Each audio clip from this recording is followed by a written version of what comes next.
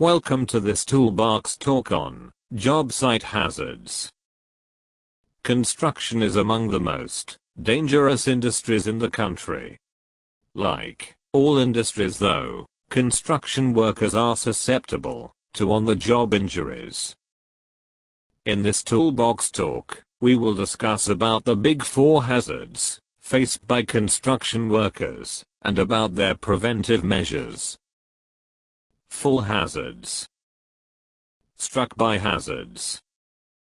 Caught in between hazards. Electrical hazards.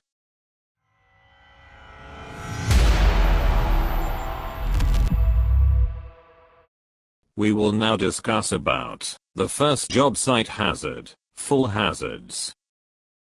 On most construction sites, working at height presents the greatest chance of death or serious injury.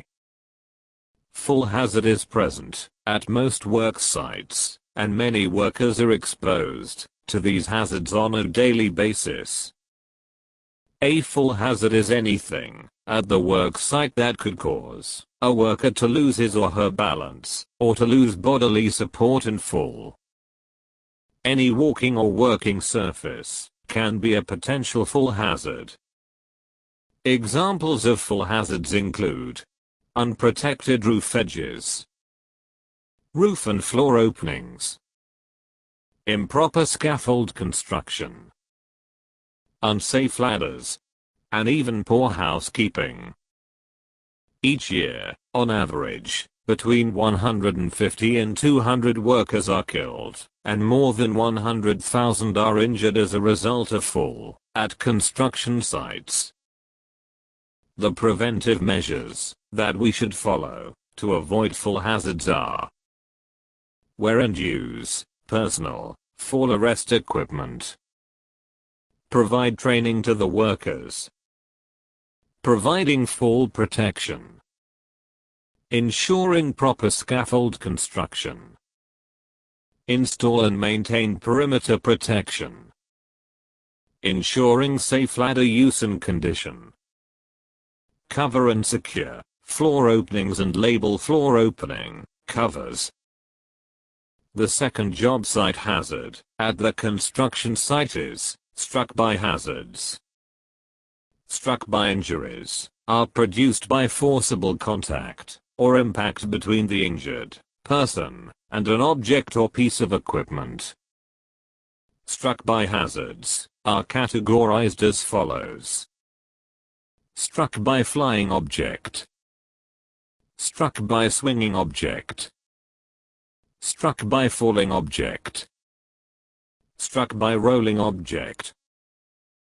The preventive measures that should be followed to prevent struck by hazards are: never position yourself between moving and fixed objects. Stay alert of heavy equipment and stay clear of lifted or suspended loads. Check vehicles before each shift to ensure that all parts and accessories are in safe operating condition. Do not drive a vehicle in reverse gear with an obstructed rear view unless it has an audible reverse alarm or another worker signals that it is safe. Wear appropriate PPE to include eyes, face, head and high visibility clothing. Now, we will discuss about the third job site hazard, which is caught in between hazards.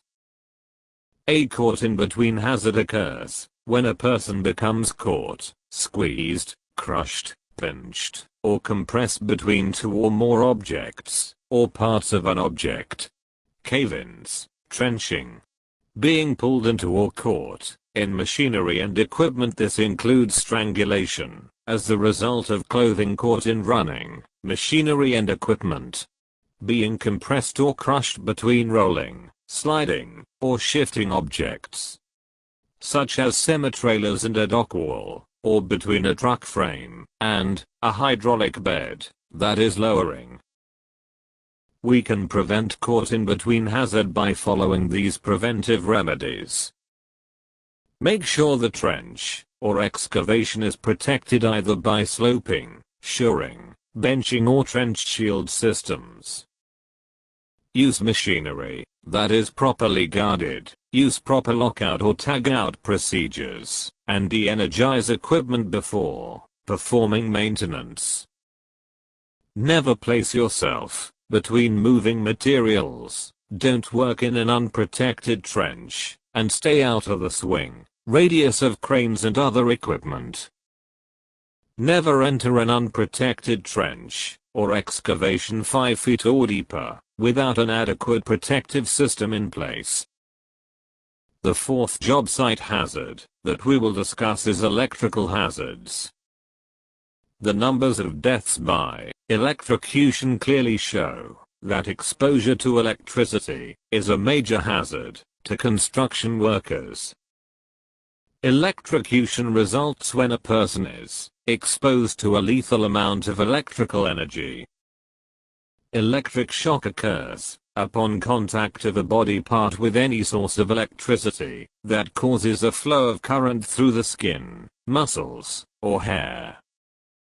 An electrical hazard can be defined as a serious workplace hazard that exposes workers to the following: burns, electrocution, shock, arc flash or arc blast, fire, explosions. We will now discuss about the prevention of the electrical hazards. Locate and identify utilities before starting work. Look for overhead power lines when operating any equipment. Maintain a safe distance away from power lines. Learn the safe distance requirements.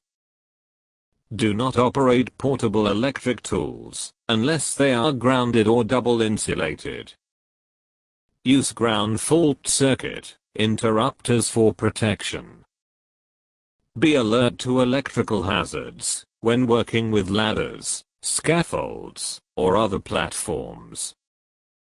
With this, we end this toolbox talk on job site hazards. Thanks for your valuable time. Have a safe day.